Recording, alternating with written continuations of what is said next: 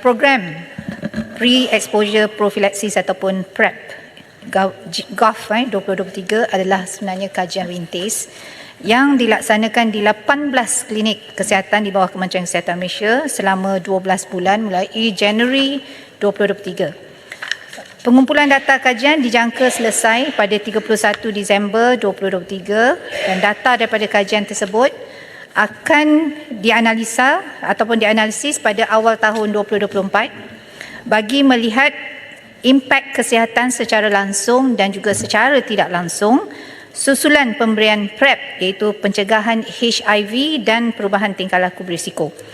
Untuk makluman, setiap klien yang mengambil PrEP perlu menghadiri kaunseling pengurangan risiko pada setiap temujanji iaitu pada temujanji bulan pertama, bulan ketiga, bulan ke-6 dan juga bulan ke-12. Sehingga 30 September tahun ini seramai 2,714 individu telah menerima PrEP. Berdasarkan analisis awal sehingga bulan ke-6 penggunaan PrEP terdapat penurunan kadar jangkitan penyakit sifilis iaitu daripada 11% kepada kurang daripada 1%. Itu adalah kesan tidak langsung. Kemudian peratus klien yang tidak menggunakan kondom menurun daripada 6.3% kepada hanya 3.9%. Peratus klien yang mempunyai multiple sexual partner juga menurun daripada 44.5% kepada 36.1%. Dan terdapat 14 klien yang telah berhenti menggunakan PrEP kerana tidak lagi melakukan aktiviti seksual yang berisiko. Terdapat 3 kes positif HIV 0.11% kerana pengguna tidak patuh kepada pengambilan PrEP dan kadar ini jauh lebih rendah berbanding dengan negara-negara lain yang melaksanakan PrEP lebih awal sebab negara lain ada yang lebih kurang 3 hingga 4%. Hasil dapatan awal kajian ini juga menunjukkan bahawa klien yang mengambil PrEP mematuhi dan mengamalkan nasihat pencegahan jangkitan HIV melalui penggunaan kondom secara konsisten dan juga perubahan tingkah laku yang lebih baik walaupun sedang menggunakan PrEP. Untuk menjawab soalan kedua, Yang Berhormat Kalangan, program PrEP ini telah diperluaskan daripada 18 klinik kesihatan yang seperti saya sebut tadi ke 21 klinik pada tahun ini dan insya-Allah seterusnya akan diperluaskan kepada 30 lagi klinik kesihatan pada tahun 2024 tahun depan. Terima kasih. Soalan tambahan Yang Berhormat Kalangan. Terima kasih Datuk Speaker. Program ini seperti yang disebutkan akan berakhir pada Januari 2024. Cuma saya melihat lanjutan kepada 22 buah klinik ini dilihat sebagai sesuatu yang agak tergesa-gesa sebelum kita mendapat data yang akan kita buat kajian.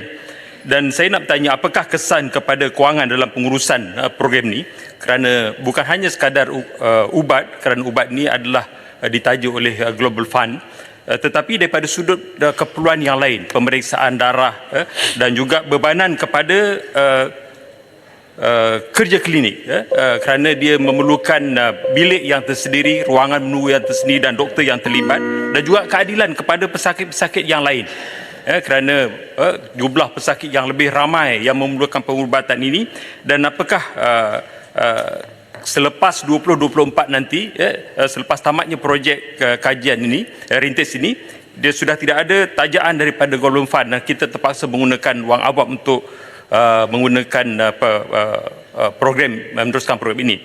Dan satu lagi, apakah pendirian kerajaan apabila ia menjadi satu polemik kepada doktor-doktor Muslim terutamanya yang terlibat dalam program ini kerana setakat ini pendirian daripada Majlis Fatwa Kedah dan Selangor mengharamkan penggunaan PrEP ini selain daripada pasangan suami isteri yang pasangannya adalah positif.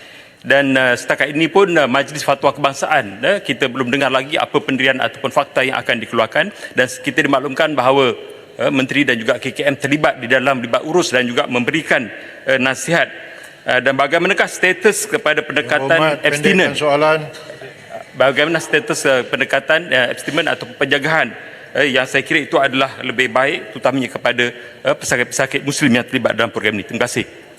Yang Berhormat Menteri. Yang Berhormat, banyak soalannya. Jadi kalau saya yakin Yang Berhormat juga adalah seorang doktor dan faham ya kenapa kita menggunakan PrEP ini, dan seperti saya sebut tadi, ia adalah projek rintis yang kita masih lagi menunggu hasil daripada kajian yang kita laksanakan. Benar, buat masa sekarang pembelian ubat semua kita adalah projek rintis ini memang tinggi. Saya boleh sebut sini nilainya lebih kurang 521,000 lebih ya. Tapi ini adalah atas sumbangan yang dilakukan oleh Majlis AIDS Malaysia MAM melalui dana Global Fund kepada bahagian kawalan penyakit. Jadi insya-Allah kita akan lihat ya, sebab atas keberkesanan kita juga melaksanakan rawatan pesakit yang kepada semua maksudnya no wrong door policy. Jadi siapa saja yang datang ke klinik untuk mendapatkan rawatan, kita akan berikan rawatan yang sebaik mungkin ya. Saya yakin memang akan ada kesan-kesan terhadap bajet dan sebagainya. Yang itu kita akan tengok secara terperinci ya.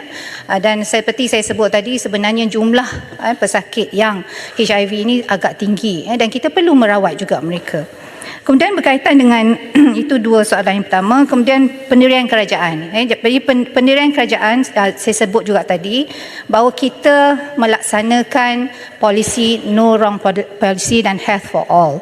Jadi siapa saja yang mengalami penyakit ataupun yang ada berisiko terhadap HIV ini, kita akan beri rawatan kalau mereka datang untuk secara sukarela untuk mendapatkan rawatan di mana-mana fasiliti yang telah kita sediakan. Jadi itu sebabnya dengan sekurang-kurangnya pada peringkat awal ni kita telah tengok keberkesanan dan kita juga melihat contohnya ada pesakit-pesakit daripada negeri Kelantan contohnya, mereka mahukan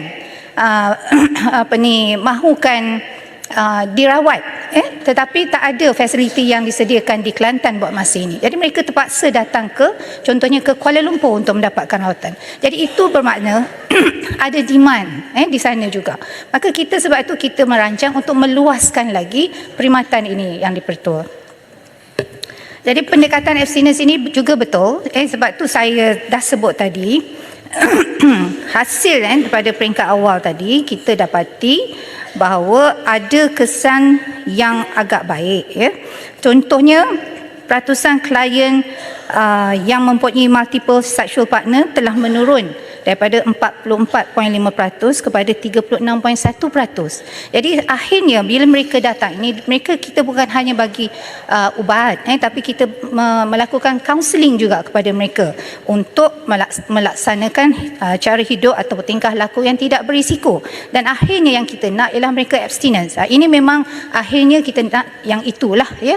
Tapi insya-Allah pendekatan itu kita dalam counselling memang kita laksanakan ya. Jadi saya juga mengharapkanlah supaya akhirnya kita mendapat kesan yang jauh lebih baik daripada apa yang kita dapat pada hari ini. Terima kasih. Yang Berhormat Kuala Selangor. Terima kasih. Terima kasih Timbalan Ketua. Terima kasih Menteri. Saya sangat memahami pengujahan dan maksud yang dibentangkan oleh Menteri. Sementara juga saya memahami kekhawatiran yang dibangkitkan oleh sahabat saya daripada Kuala Langat sebentar tadi. Apapun saya ingin menegaskan bahawa ia adalah satu pendekatan harm reduction atau mengurangkan kemudaratan yang seperti mana kita masa dulu sikit sensitif kepada soalan methadone replacement therapy bagi ketagihan heroin dan juga morfin, tetapi akhirnya berjaya dilaksanakan. Persoalan saya, tadi saya terdengar mungkin Menteri menyebutkan tentang pengurangan dari sudut STD yang lain, seumpama sifilis dan gonorrhea dan sebagainya. Saya sedikit kurang memahami ataupun tidak berapa jelas sebab persoalan PrEP itu, pre-exposure prophylaxis itu adalah khas untuk virus HIV sebenarnya. Itu sebenarnya memang sudah diiktiraf.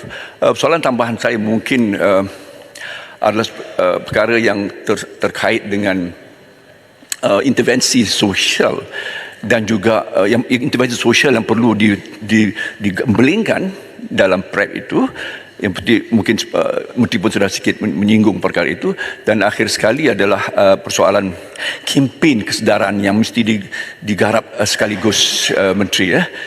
Itu saja Datuk. Terima kasih. Yang Berhormat Menteri. Terima Terima kasih Kuala Selangor. Yang berhormat Yang Pertua, sebenarnya kalau kita lihat kan, sebenarnya mereka yang mempunyai penyakit yang berisiko seperti HIV dan sebagainya, dalam masa yang sama mereka ada juga di antaranya yang juga ada penyakit yang berkaitan lah dengan seksual, termasuklah sifilis atau STD yang lain. Jadi sebab itu saya sebut tadi pada awalnya, dia ada kesan secara langsung dan juga kesan secara tidak langsung. Itu. Kemudian intervensi sosial, ya saya setuju.